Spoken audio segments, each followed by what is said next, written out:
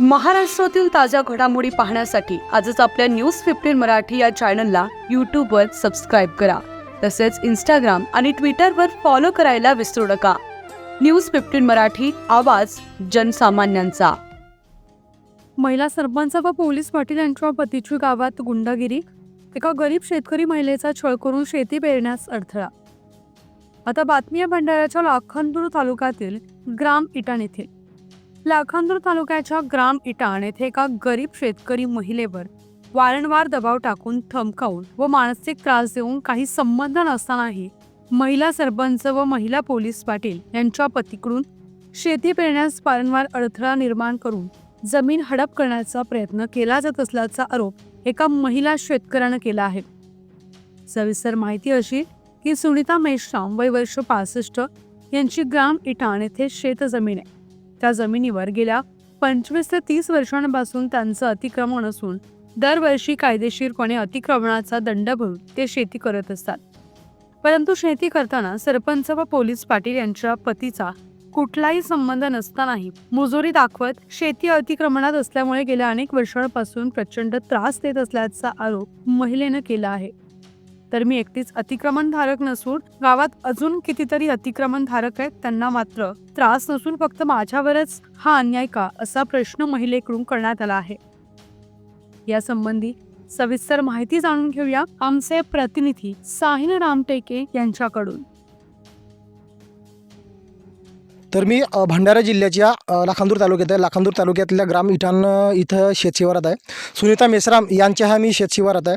ग्रामपंचायत पदाधिकाऱ्याकडून सुनीता मेश्राम ही नामक शेतकरी महिला आहे. ह्या महिलेला ग्रामपंचायत कार्यालयाचे जे पदाधिकारी आहेत हे खूप मानसिक त्रास देत आहेत. ते म्हणजे असा की हे जे शेतजमीन आहे ही शेतजमीन ही महिला गेल्या 25 ते 30 वर्षापासून पेरणी करत आहे आणि पेरणी करत असून जो काही शासकीय नियमानुसार जो दंड आकारला जातो अतिक्रमणाचा, तो दंड आकारून ही जमीन ती पेरणी करत आहे. आणि तीच नाही तर हा पूर्ण जो पूर्ण हा भाग आहे, हा पूर्ण भाग हे शेतकऱ्यांनी पूर्ण अतिक्रमणाचा हा पट्टा असून सर्व शेतकरी हे पेरणी करत आहेत. मात्र फक्त ह्याच महिलेला ग्रामपंचायत पदाधिकारी हे मुजोरीपणा दाखवत त्यांना दबकाव करून त्यांच्यावर जमीन न पेरण्यासाठी दबाव आणत आहेत. ह्या संदर्भात आपण संबंधित महिला शेतकरी आणि संबंधित जे काही लोक आहेत आपण त्यांच्याशी बोलणार आहोत. तुमचं नाव?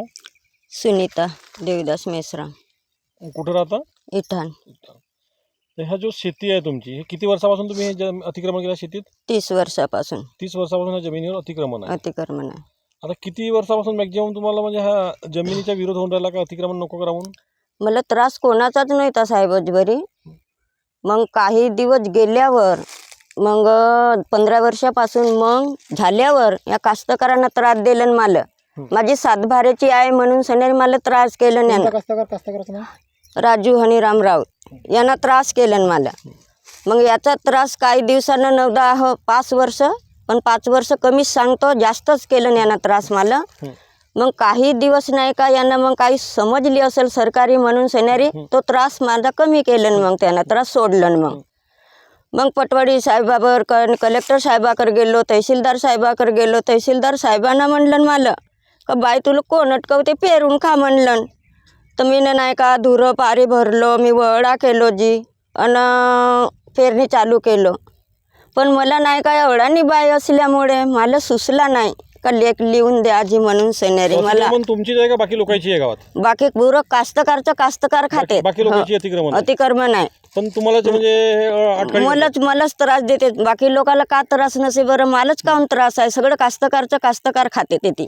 मग आता मागल्या वर्षी काहीतरी औषध वगैरे मारला असा प्रकार घडला? मग तहसीलदार साहेब, पटवाडी साहेब, कलेक्टर साहेबाकडे गेलो, पेरून खा म्हणलं. पण लेखी काही लिहून नाही मागलं. सोडानी बाई असल्यामुळे पेरणी चालू केलं. मी का नाही परा गेला होता जी.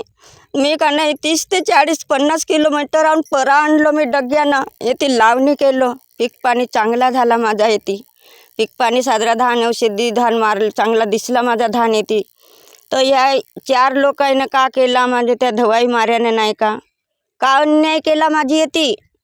माझ्या धानावर तणनाशक मारला. कोण तणनाशक मारलं? तणनाशक मारलं भाऊराव ढोरे यांना कशासाठी मारलं त्यांना असं? कशासाठी मारलं तर आता कलेक्टर साहेबांना सांगलं त्यालं का आता तहसीलदार साहेबांना सांगलं का ज्या त्या बाईच्या धानावर औषधी मारून ये त्यांना सकणं त्या बाईच्या अंगावर फवारणी कर म्हणून म्हणलं तर हे त्याला माहीत आता बाजी आता तो मला माहीत नाही तर त्यांना मग बापू नको माझ्या धानावर औषधी मारू म्हणलं तर तणनाशक मारलं ना पूर्ण नाट केलं आणि वारवून टाकलं माझा धान पूर्ण तोंडी आला आर माझी 70,000ची नुकसान झाली मला ऑप्शन नाही मग कुठे जावाचा सरपंच पोलीस पाटील का म्हणतात?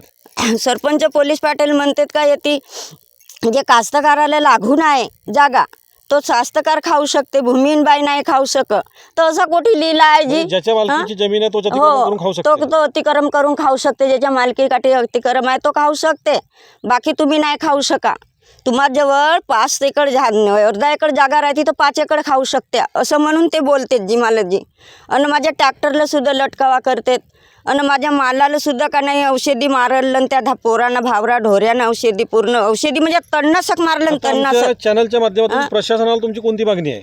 आता माझा असा मानसिक त्रास आहे असा मोठा टेन्शन मला असं लागते का आता आत्महत्या करून टाकतो मी आपल्या जीवनामध्ये मला नाही मिळत नाही का तर मी आत्महत्या करून टाकतो आपल्या जीवनाचा आता मी ठेवणार नाही मला म्हणजे या गावातली मी रहिवासी आहे किंवा नाही आहे सगळं कास्तकार खाऊ शकते ना मी का बरं नाही खाऊ शकत मला का त्रास देते ते लोक माझी एक आता परिस्थिती ह्या आहे म्हणून सनेरी माझी पोझिशन खराब आहे माझी गरीब परिस्थिती आहे एक उदाहरणामध्ये सरांनी असं मला हे त्रास देऊन राहिलं लोक आता तुमची काय मागणी आहे?